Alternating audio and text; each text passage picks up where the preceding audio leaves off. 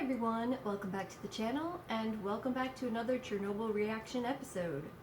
Alright, so today I'm going to be watching, reviewing, and reacting to episode 4. I'm a little nervous right now, to be honest, because I've received a number of comments, not just on my last video, but really even going back to earlier ones, that were telling me, warning me, so to speak, that episode 4 was going to be very difficult for me to watch. And some people had said, given recent events in my life, it would be particularly difficult. And so I'm assuming that it's going to have to do with animals in some way, and I am not looking forward to that happening. I think that if that does happen, I'm going to be very upset. I might need to look away if something's going on, so just prepare yourselves ahead of time. I've been trying to get myself ready to see what's going to happen, but we'll see how it goes. But, alright, so there's just a couple episodes left in the series. I'm looking forward to see if they come to any conclusions in this episode about what actually happened, what went wrong, how it actually, the reactor would have been able to explode when it shouldn't be able to. Are they going to piece together the mystery? I assume they will before the end, but will it be this episode? Alright, so I'm trying to prepare myself, but knowing that this might be bad, I'm gonna have to watch something really enjoyable afterwards. Probably Good Omens to make me feel better. That's what I've been doing, so. Alright, let's get into it. Episode 4. Here we go. Yeah, what's wrong with you? You know how old I am? Yeah, she's probably only gonna live a couple more years anyway, man. Oh. I'm 82. Okay. I've lived here my whole life. Right here, that house, this place. What do I care about safe? I have a joke. Don't cause trouble. Trouble? You're not the first soldier to stand here with a gun. I'm sure When not. I was 12, the revolution came. Tsar's men, then Bolsheviks. Boys like you marching in lines. They told us to leave. No. Then there was Stalin and his famine. The Holodomor. My parents died. 2 of my sisters died. They told the rest of us to leave. No. Then the Great War. German boys, Russian boys. More soldiers, more famine, more bodies. My brothers never came home. And I stayed, and I'm still here. After all that I have seen. So I should leave now, because of something I cannot see at all. No. Yeah, can you imagine living through all of those events? Alright, let's not be whiny. She has a point, and she's not going to be living much longer. Why not? Full protective gear head to toe for 2 minutes. Your life expectancy will be cut in half. By 3 minutes, you're dead within months. Even our lunar rovers won't work on Mars. That amount of gamma radiation penetrates everything. So the particles literally shred the circuits and microchips apart. If it's more complicated than a light switch, Marshall will destroy it. It will be fair to say that that piece of roof is the most dangerous place on Earth.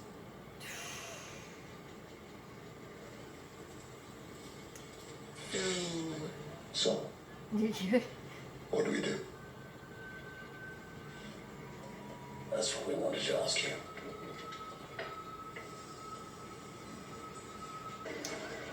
Animal control. No. Yeah, they're radioactive, so they have to go. But it's not hard, they're mostly pets. They're happy to see you. They run right up to you. They're gonna Then show this? Load the bodies on a truck, dump them in a pit, bury them in concrete. I'm not gonna be able to watch that. As much water as you want. Plus 1,000 rubles. I'm not gonna be able to watch that. Just letting you all know right now, I'm not going to be able to watch if they're showing stuff like that. I will be looking away and probably trying to not even hear. American. course not. It's German police robots. German. West German, so as you can imagine, that wasn't an easy conversation to have. Diagnostics complete. American. Disengage Oh, main of power course and not. motor. That's what would work, but Begin. political concerns more important than life. Can you move it?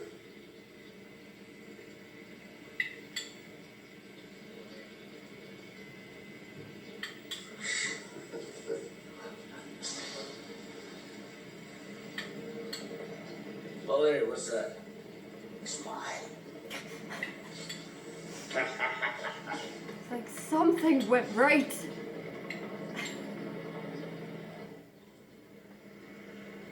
Well, round 2, Dyatlov.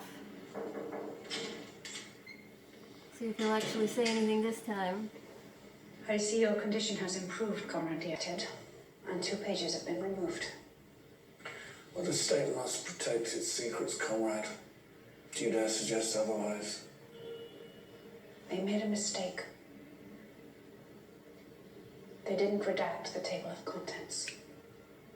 Uh-oh. You're not even curious. What for? Are you asking the right question? What can you get the truth? There is no truth. Ask the bosses whatever you want, you'll get the lie. And I will get the bullet. Ask them whatever you like, you'll get the lie.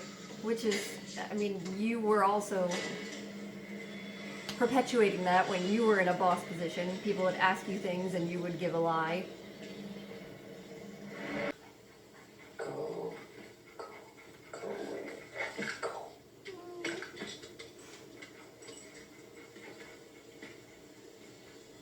No.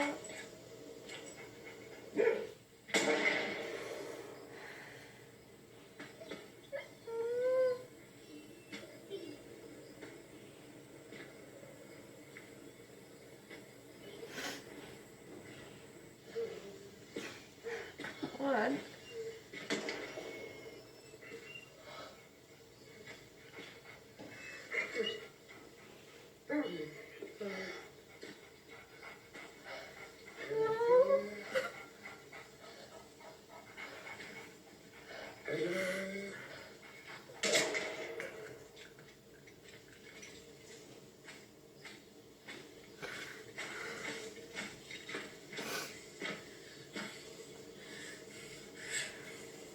Don't let them suffer. Sorry. You're dragging that to the truck.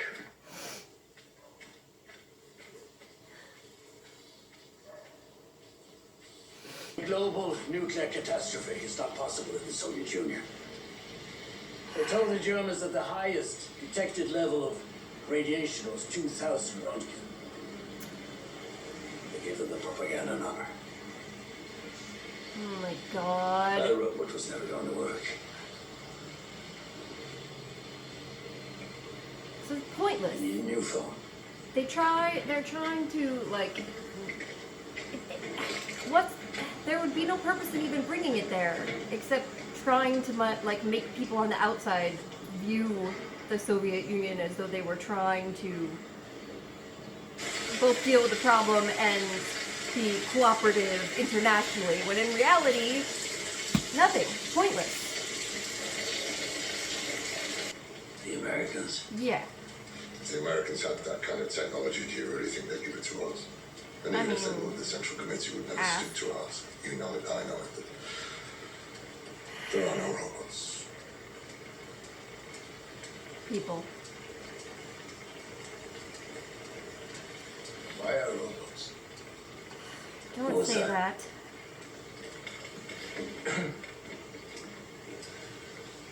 We use bio-robots. Don't. Ben. It goes up dramatically. Why on earth would they press that button? They didn't know. Yeah.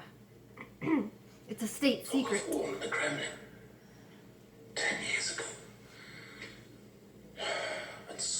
There could be no doubt about the supremacy of the Soviet nuclear industry. Oh, the KGB classified it. Leave this information out to Vienna. They quietly let us fix the remaining reactors. Deal with the KGB, and I'm naive. They'll go after your family. They'll go after your friends. You have a chance to talk to the world, Valeri.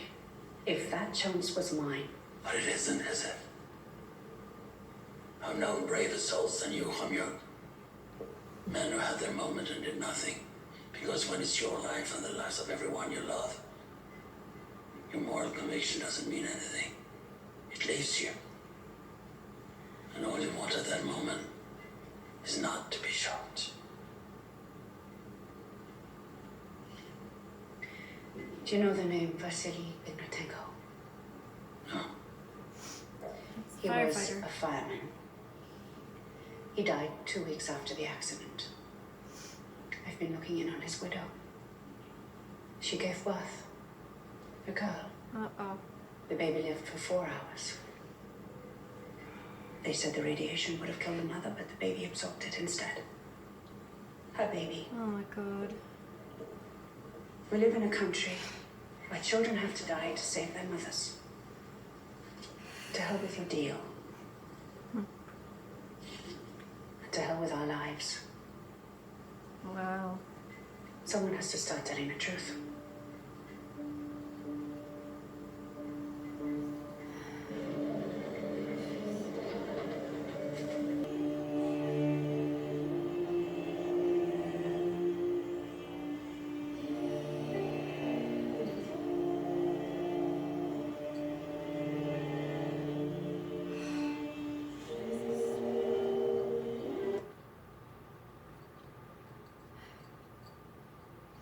And see, that's why she needed to know the actual severity of the situation. That's why she needed to be told when she was in there, you know, you can't go near him or you will potentially die.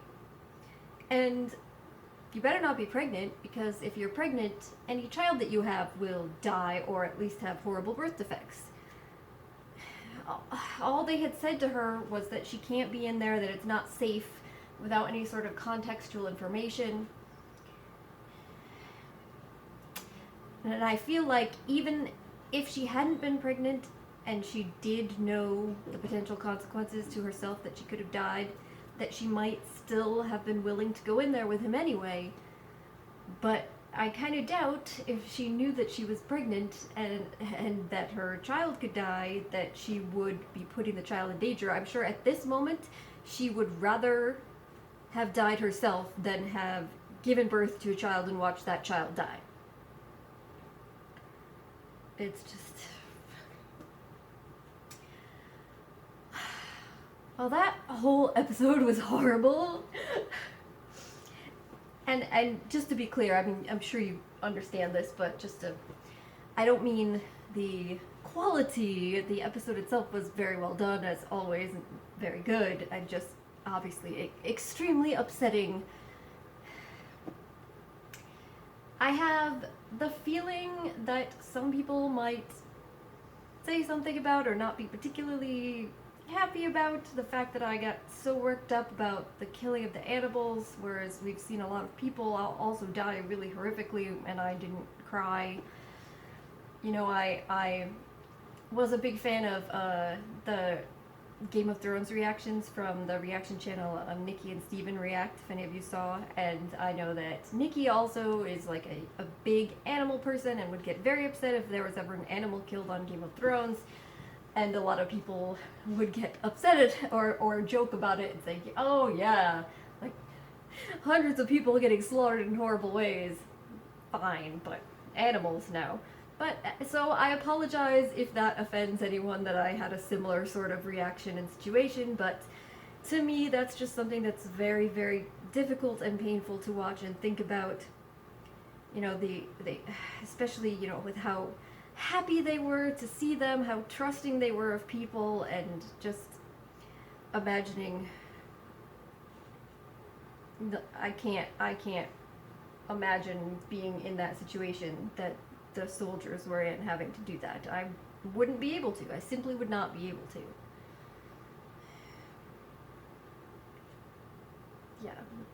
ridiculously upsetting.